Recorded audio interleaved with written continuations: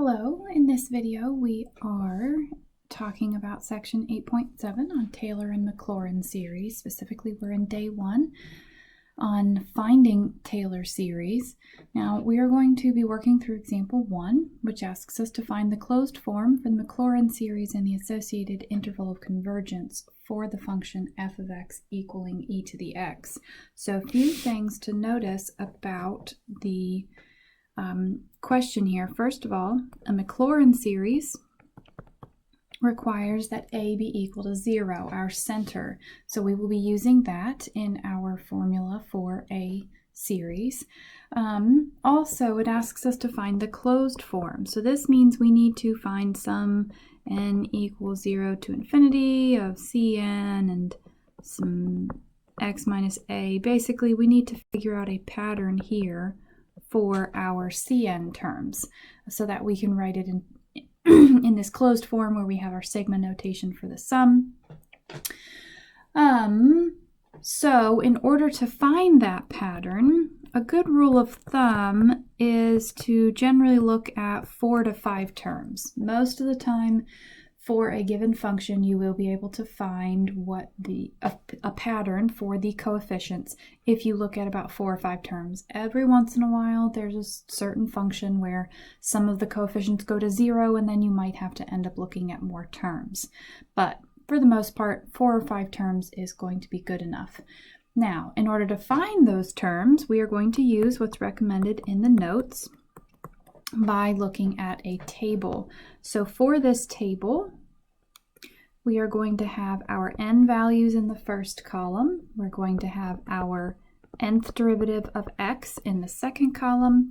We're going to have our nth derivative of x, which we should already have from the previous column, divided, or I'm sorry, not yet. We need to evaluate that at what our center is, and then our next column is going to be the nth derivative of a divided by n factorial. We'll start off at n equals 0. So the 0th derivative of a function is just the function, which in this case is e to the x. When n equals 1, our first derivative of e to the x is just e to the x. Our second derivative is, since we're talking about the exponential function, still just e to the x. 3, 4, 5, so on and so forth. All of our derivatives in this case will just be e to the x. So that part's a little bit simpler here.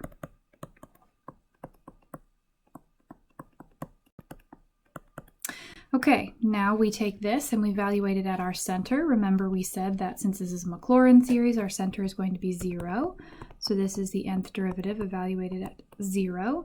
So f of 0 is e to the 0, which is 1. Our first derivative at 0 is also e to the 0, which is 1.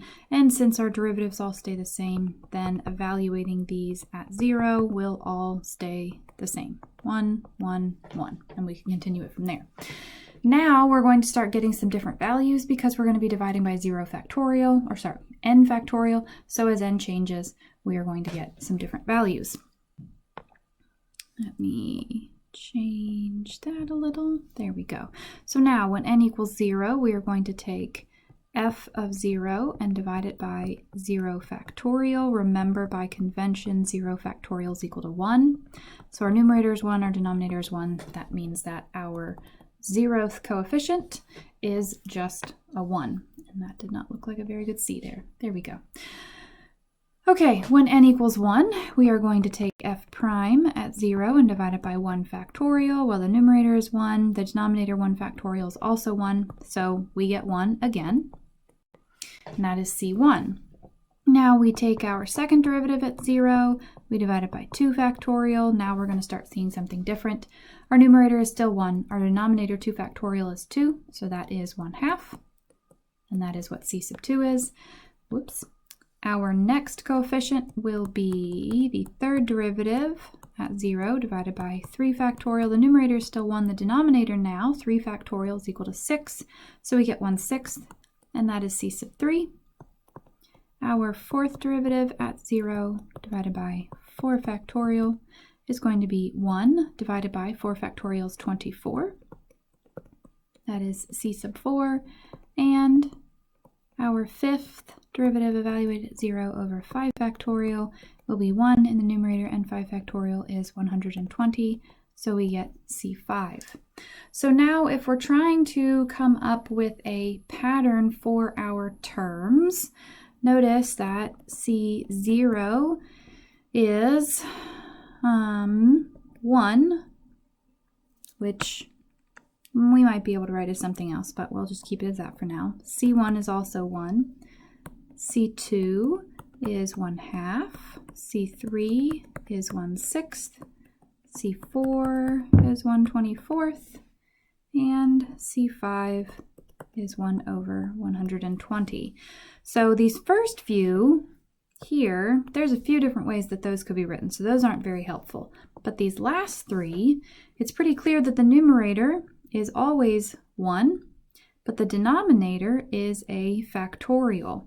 So C3 would be like 1 over 3 factorial, C4 would be 1 over 4 factorial, C5 would be 1 over 5 factorial, and we know because of how these first few were generated that those can also be generated with a factorial, so this would be 1 over 0 factorial, C1 would be 1 over 1 factorial. Whoops, my handwriting's getting a little messy there, sorry about that. Factorial. C2 is 1 over 2 factorial. So this means that we can say that Cn in a simplified pattern is just 1 over n factorial. Okay, so now writing out our series.